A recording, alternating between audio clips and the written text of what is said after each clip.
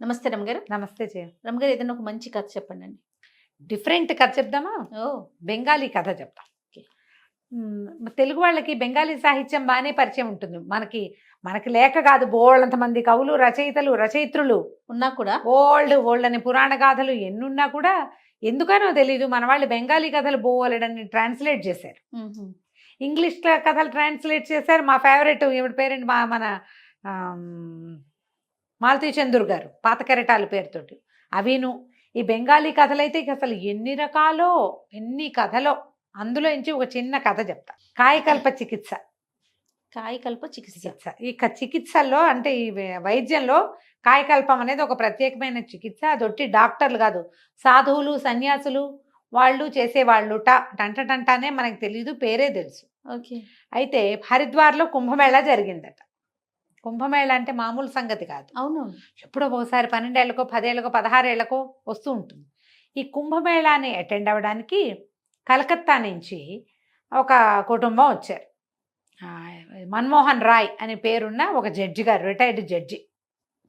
ఆయన భార్య, ఆయనకు ఒకడే కొడుకు మణిలాల్. ఇతను కూడా జడ్జి అయ్యాడు. తండ్రి సీనియర్ జడ్జి, వీడు ఇప్పుడే జూనియర్ జడ్జి అయ్యాడు. కేతకి అతని భార్య, కోడలు. అయితే ఈ మన్మోహన్ రాయ్ గారికి కీళ్ళ నొప్పులు, వృద్ధాప్యంతో ఆయన రిటైర్ అయిపోయాడు. అప్పట్లో 55కి రిటైర్ అయ్యేవారు. 55 ఏళ్లకే రిటైర్మెంట్. ఈ రిటైర్ అయిపోయాక ఆయనకు 58, 59 సంవత్సరాలనే మోకాళ్ళ నొప్పులు, మడవల నొప్పులు, ఏమిటో నొప్పులు. ఎలాగైనా ఈ హరిద్వార్ జీవితంలో ఒక్కసారి వస్తుంది కుంభమేళ అని చెప్పి బ్యాండేజీ బలంగా కాళ్ళకి, మోకాళ్ళకి చుట్టించుకుని ఎట్టాగొట్టా కుంటుతూ తక్కుతూ తారుతూ ఎటాగొట్టా నడుస్తూ రైలు దిగి వచ్చారు. కుర్రాడికి ఏం పెద్ద ఆసక్తి లేదు. కాకపోతే కుంభమేళ అంటే కొంచెం ఏదో సముద్ర స్నానాలు అవి ఉంటాయి కదా. అమ్మ నాన్న గొడవ పెడుతున్నారని మండలాలు, కేతకి కూడా వచ్చారు. ఇంకా పిల్లలు కలగల, చిన్న కుర్రాడు 30 ఉన్నాయో లేవో. ఆ అమ్మాయి ఇంకా సొగసరి చిన్నది. సరే వెళ్తే ఏమైంది, వీళ్ళు సముద్ర స్నానం అన్నీ చేశారు. ఎటాగొట్ట అట్టగే ఏడుస్తూ, గుమస్తా కూడా అప్పట్లో ఏంటంటే ఇలా పెద్ద పెద్ద వాళ్ళు వచ్చేటప్పుడు వెనకాల పని చేయడానికి దానికి బెంగాలీ కథల్లో ఒక దాసి, ఒక గుమస్తా, వాళ్ళిద్దరూ ఖచ్చితంగా ప్రతి యాత్ర కథల్లోనూ కనపడతారు. గుమస్తా కూడా వచ్చాడు, సర్కార్ అని గుమస్తా. అటు ఇటు తిరిగారు. ఒక సాధు సంతులు ఒక జనం కనపడ్డారు. కనపడితే ఈవిడంది, ఏమండి దండం పెట్టుకుందాం, దండం పెట్టుకుంటే కొడుకు అన్నాడు, ఏంటమ్మా వీళ్ళందరికీ దండాలు దయ్యాలు ఏమక్కర్లేదు, నేను దొంగ మొహాలు ఉంటారు వీళ్ళలో అంటున్నాడు. చిచ్చి అట్లా అనకూడదురా, దండం పెడదాము, ఏమండి మీ కేళ్ళ నొప్పులు తగ్గుతాయేమో, ఏదైనా సాధు సంతులను అడుగుదామండి అన్నది. ఇంకేముంది, చావుకే తగ్గేది నా నొప్పులు, ఇక అయిపోయింది, మన సర్వీస్ అయిపోయింది అన్నాడు ఆయన భర్త, జడ్జి గారు. సరే ఇద్దరు కలిసి వెళ్ళి దండం పెట్టారు. కోడలు కూడా నెత్తి మీద ముసుకేసుకుని, వాళ్ళంతా ముసుగుల వాళ్ళు కదా, దండం పెట్టడానికి వచ్చింది. వచ్చేసరికల్లా నాయన ఏం కావాలమ్మా అని అడిగాడు సాధువు గారు, ముసలాయన. అడిగితే ఏం కావాలి ప్రభు, మాకు అన్నీ కావాలి, మనుషులం మామూలు వాళ్ళం, ప్రతిదీ కావాల్సిందే, డబ్బు లేనప్పుడు అది కావాలి, ఏది లేదో అది కావాలనిపిస్తుంది, ఎన్నున్నా చాలదనిపిస్తుంది స్వామి, మీకు తెలియంది ఏముంది అని ఈయన దీవించండి. కాళ్ళని కీళ్ళ నొప్పులతో చాలా బాధపడుతున్నారు, నడవలేకుండా ఉన్నారు, తీర్థం పానం కుదరటం లేదు, ఎక్కడికైనా వెళ్దామంటే శరీరం సహకరించట్లేదు, ఏదైనా చికిత్స చెప్పండి అని దండాలు పెట్టింది. కొడుకు పళ్ళు కొరుకుతూ, ఏమిటి ఇవన్నీ, వాళ్ళని అడుగుతావేంటమ్మా, పెద్ద పెద్ద డాక్టర్లు ఏమీ చేయలేరు కానీ వీళ్ళు ముసలి సజ్జు, వీళ్ళు ఏం చేస్తారు పోపో అన్నాడు కొడుకు. ఆవిడ ఉరిచి నోరు మూసుకో, బోడి, వాడి ముద్దు పేరు ఆ మణిలాల్ పేరు బోడి అంటుందన్నమాట ఆవిడ. అలా పిలుస్తారు కదా పిల్లల్ని, గుండు అలా పిల్లవరు, గుండు అని పిలుస్తారు, అలాగే బోడి అంటుంది అన్నమాట. ఊరుకోరా అని దండం పెట్టండి అని ఈయన జడ్జి గారు అతి కష్టం మీద వంగి ఎలాగోలాగా దండం పెట్టాడు. దండం పెడితే ఆయన అన్నాడు, లేకేమమ్మాయి, వైద్యం కాయకల్ప చికిత్స ఉంది, చికిత్స చేసుకోవచ్చు అనగానే ఇవిడికి ఆశ పుట్టింది. ఏమండి ఆ చికిత్స ఏదో చేయించుకోండి, మీ కాళ్ళ నొప్పులు తగ్గుతాయి, హాయిగా ఏదైనా ఎక్కడికైనా వెళ్ళాలంటే నాకు కొంచెం ఆవిడ కొంచెం చిన్నది, ఆయనకంటే 58, 59 ఉన్నాయి, ఆవిడకి ఇప్పుడే 50 వచ్చి ఉంటాయి, కొంచెం స్థూలకాయ రాలు తప్పిస్తే అంత కీళ్ళ నొప్పులు లేవు ఆవిడకి. భార్యకి భర్తకి 8, 9 సంవత్సరాల గ్యాప్ ఉంటుంది కదా. అనేసరికల్లా ఆయన అన్నాడు, వృద్ధ సాధువు 4 రోజులు పడుతుంది కాయకల్పానికి, నమ్మితే ఉండండి అన్నాడు. అనేసరికి ఇవిడికి ఆశ పుట్టేసింది. ఉందాం ఇక్కడే ఉందామని బతిమలాడ్డం మొదలుపెట్టింది. అమ్మా ఇదంతా హంబకు, ఇవి నమ్మకు, ఈ ఊళ్ళో ఏమని ఉంటామమ్మా, నాకు ఉద్యోగం లేదా, ఆయన అంటే రిటైర్ అయ్యి ఉన్నాడు, నీకు పని పాట లేదు అని కొడుకు విసుక్కున్నాడు.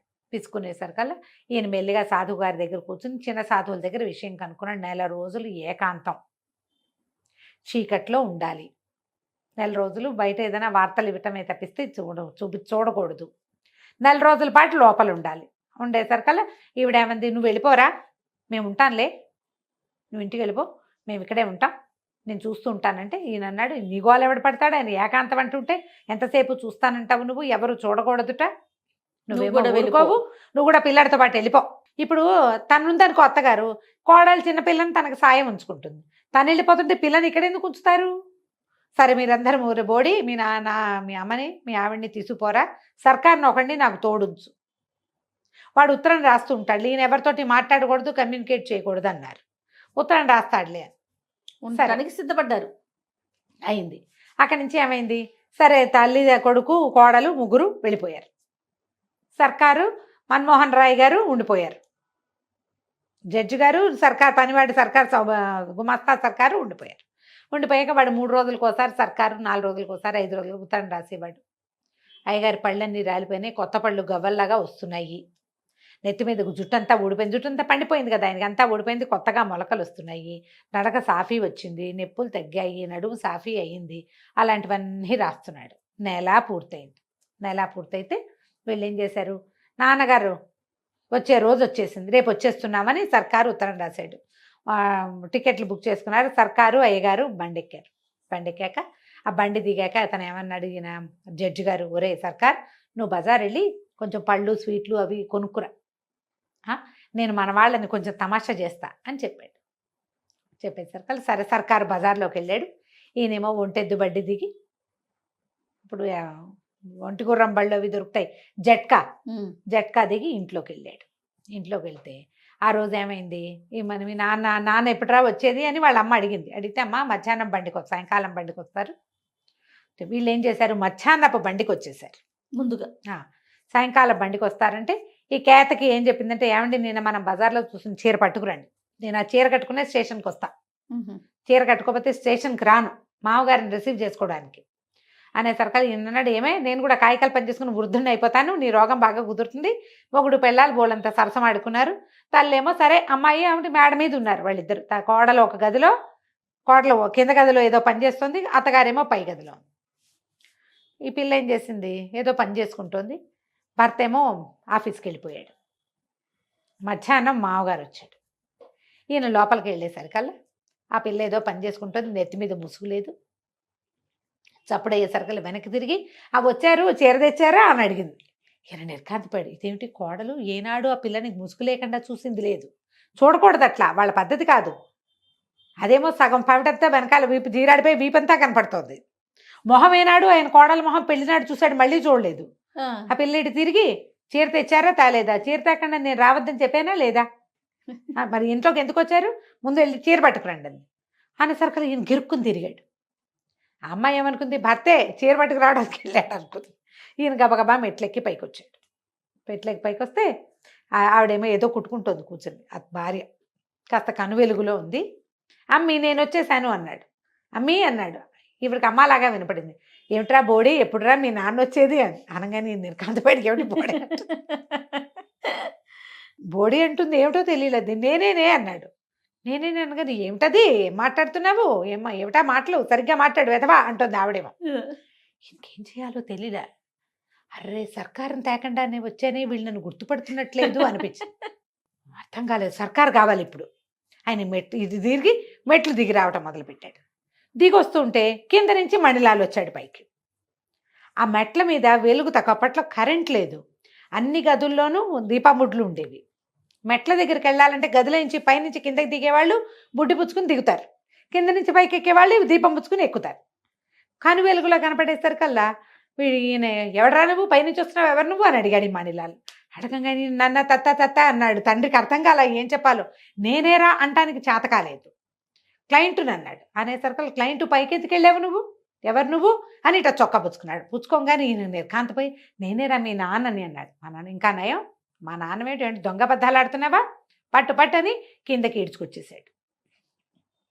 ఈడ్చుకొచ్చేసరికల్లా ఈ లోపల వాళ్ళ అమ్మ పైనుంచి కాస్త దిగుతోంది, యువతలకి వచ్చింది. ఏమిట్రా మా బోడీ అరుస్తున్నావు, ఏమైందిరా అంటే, వీడెవడోనమ్మా క్లయింటు, ఇప్పుడేమో నాన్నంటాడు, చూసుకోవరా మీరు అన్నాడు. చూసుకోవటం ఏమిట్రా, ఇప్పుడు నువ్వేగా కిందకి దిగెళ్ళావు అంటుంది. కొడుకే వచ్చాడు అనుకుంటోంది కదా ఆవిడ.